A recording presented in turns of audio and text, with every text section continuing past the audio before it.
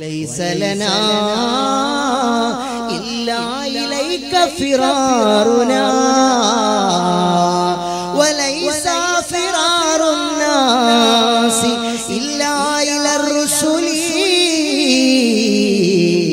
മദീനയിലെ പുന്നാര നബി തങ്ങളുടെ ദർബാറിൽ പോയിട്ട് പറഞ്ഞു, നബിയേ അസ്സലാമു അലൈക യാ ജദ്ദി. ഇസ്ഹാഖുൽ മുഅ്തമിൻ എന്ന് പറയുന്ന പണ്ഡിതൻ, അഹ്ലു ബൈത്തിലെ മഹാൻ, താനൊരു പെൺകുട്ടിയെ ആഗ്രഹിച്ചത് എന്തിന്റെ പേരിലാണ്? സൗന്ദര്യത്തിന്റെ പേരിലല്ല. യാ റസൂലല്ലാഹ് ഖതബ്തു നഫീസ ബിന്ത് ഹസൻ. ആ നഫീസ മോളെ ഞാൻ ആലോചിച്ചത് നബിയേ ഇല്ലാ ലി ഖൈരിഹാ വദീനിഹാ വഇബാദതിഹാ. ചന്തം കൊണ്ട് കണ്ടല്ല, ഗ്ലാമർ കണ്ടുകൊണ്ടല്ല, അവളുടെ വാട്സപ്പിലെ ഫേസ്ബുക്കിലെ പ്രൊഫൈൽ പിക്ചർ കണ്ടുകൊണ്ടല്ല, ബസ് സ്റ്റാൻഡിലൂടെ നടന്നു പോയപ്പോ അവളെ കണ്ടിട്ട് അനുരക്തനായി പോയി ചോദിച്ചതല്ല. ഇബാദത്ത് കൊണ്ട് അറിയപ്പെട്ട മഹദിയാണ്. 8ാമത്തെ വയസ്സിൽ ഖുർആൻ മുഴുവനും കാണാതെ പഠിച്ച മോളാണ്. അന്ന് മദീനയിൽ മാലിക് ഇമാമിന്റെ ദർസ് നടക്കുമ്പോൾ ഹസനുൽ അൻവർ എന്ന പിതാവ് പൊന്നുമോളെ കയ്യിൽ പിടിച്ചിട്ട് മദീനയിലെ പള്ളിയിൽ മാലിക് ഇമാമിന്റെ ദർസിൽ മറയ്ക്ക് പിന്നിൽ കൊണ്ടുവന്നിരുത്തുകയാണ്. ലോകപ്രസിദ്ധനായ മാലിക് ഇമാമിന്റെ ശ്രേഷ്ഠമായ ആദരങ്ങളിൽ നിന്ന് വിശുദ്ധമായ ഇൽമ് പഠിച്ച മഹദിയാണ്, ഖുർആൻ പഠിച്ച മഹദിയാണ്, അല്ലാഹുവിന്റെ വിജ്ഞാനം പഠിച്ച മഹദിയാണ് എന്ന ഖൈർ ഉദ്ദേശിച്ചിട്ടല്ലാതെ ഞാൻ നഫീസ മോളെ പ്രപ്പോസിൽ ചെയ്തിട്ടില്ല നബിയേ. അതുകൊണ്ട് എനിക്ക് നഫീസ ബീവിയെ വേണം നബിയേ എന്നാ പ്രിയപ്പെട്ട പേരമകൻ റസൂലുള്ളാഹിയാകുന്ന ഉപ്പാന്റെ തിരുമുന്നിൽ പോയി നിന്നിട്ട് രാത്രി സമയത്ത് സങ്കടം പറഞ്ഞപ്പോ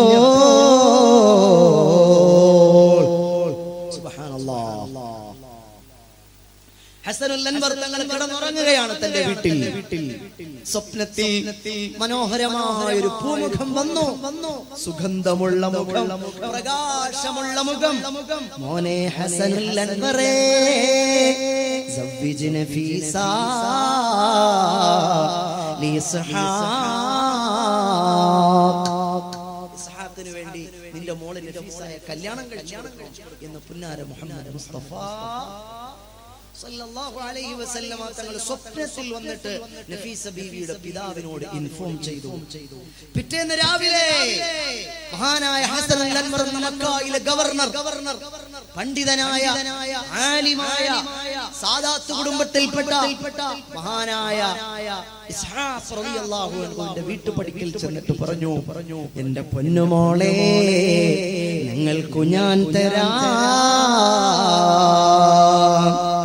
സുബ്ഹാനല്ലാഹ്. 16ാമത്തെ വയസ്സിൽ മഹദിയായ നഫീസ ബീവി റളിയല്ലാഹു അൻഹയുടെ കല്യാണം നടന്നു. മഹാന്മാരായ അൻസാരികളായ സഹാബത്തിന്റെ മക്കളുടെ സാന്നിധ്യത്തിൽ മദീനയിൽ വെച്ച് നടന്നു. മദീനയിലെ പള്ളിയിൽ വെച്ച് നടന്നു. സുബ്ഹാനല്ലാഹ്. അന്തൽ ഹുസൈനിയ വൽ ഹസനിയ കുന്ത മആ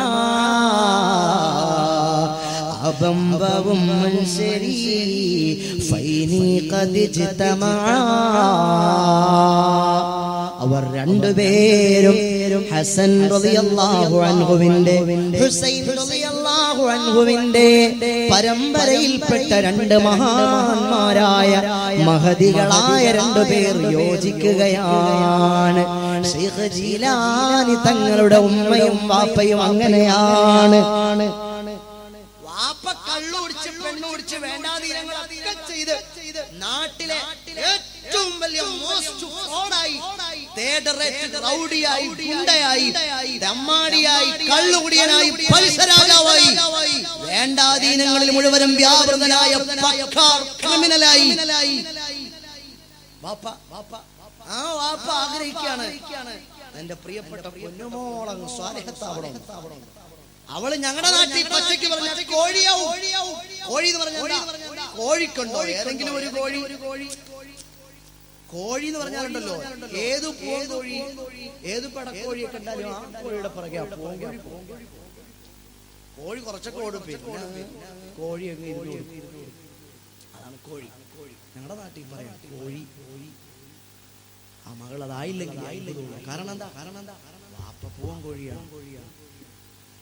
ഇതല്ല അബ്ദുൽ ഖാദിർ ജീലാനി എന്ന സുൽത്താനുൽ അഅ്ലം ഖാദിരി ഖാദിരി ഖാദിരിയോ മേ മുഠാ ഖദർ അബ്ദുൽ ഖാദിർ ഖുദ്റത്ത് നമാ के वास्ते शेख अब्दुल ഖാദിർ ജീലാനി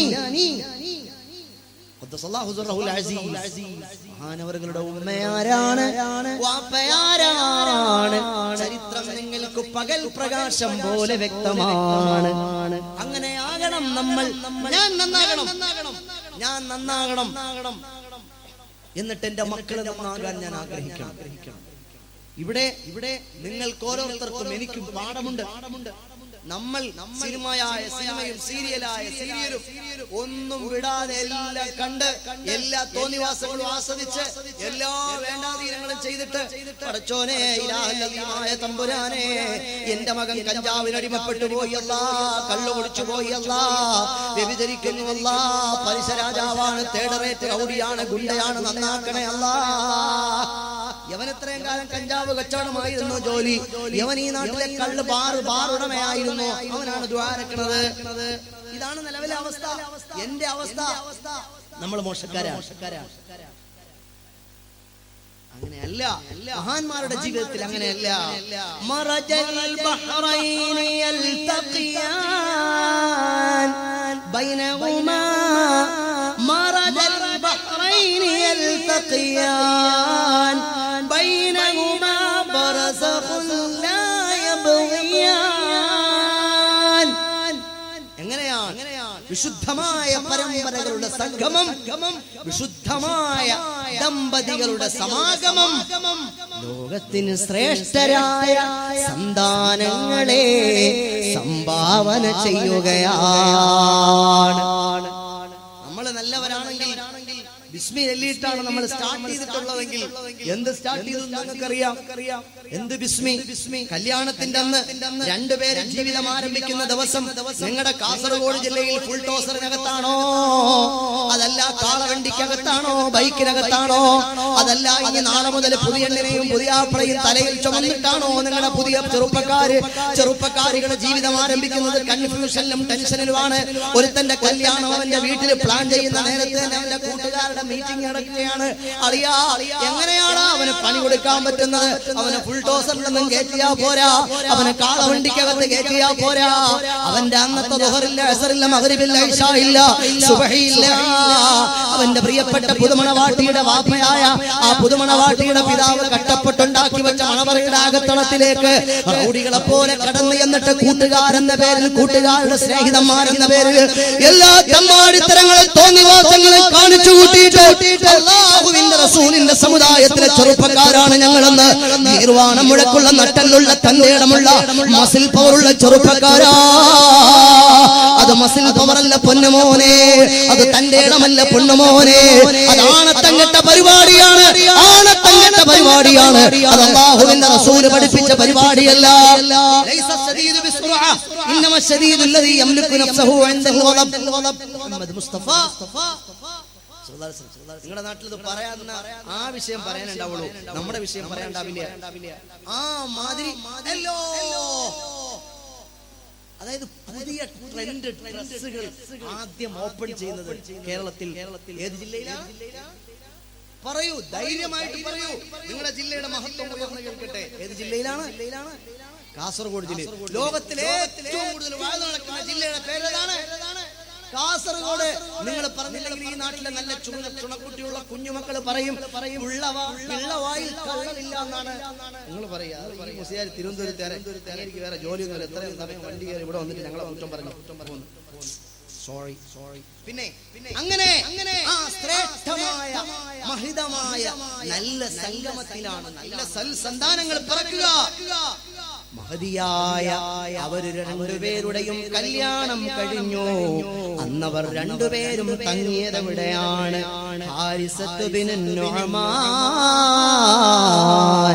മദീനയിൽ ബനു നജ്ജാർ ഗോത്രക്കാരനായ ഹാരിസത്ത് ബിൻ നുഅമാൻ റളിയല്ലാഹു അൻഹുവിന്റെ വീട്ടിലാണ്. അവിടെ രണ്ടുപേരുടെയും മണവറ പ്രഥമ രാത്രി ഫസ്റ്റ് നൈറ്റ് അവർ പ്ലാൻ ചെയ്തതും അവർ കൂടിയതും സഹാബിയായ ഹാരിസത്ത് ബിൻ നുഅമാൻ.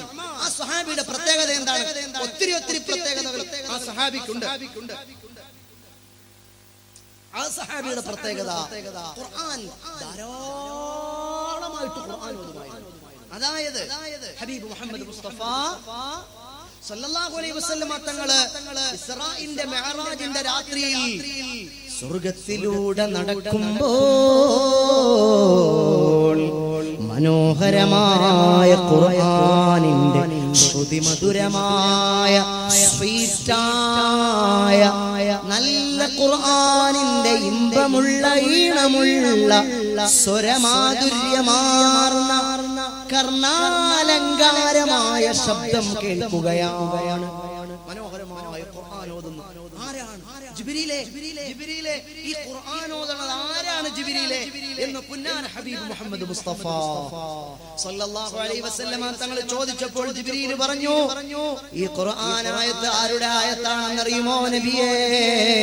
ഈ ഖുർആൻ ഓതുന്നയാൾ ആരാണ്? അവിടുത്തെ സഹാബാക്കളിൽപ്പെട്ട ഹാരിസത്ത് ബിൻ നുഅമാൻ. അവിടുത്തെ ഖിറാഅത്താണ് സ്വർഗ്ഗത്തിൽ ഇങ്ങനെ കേൾക്കുന്നത് നബിയേ.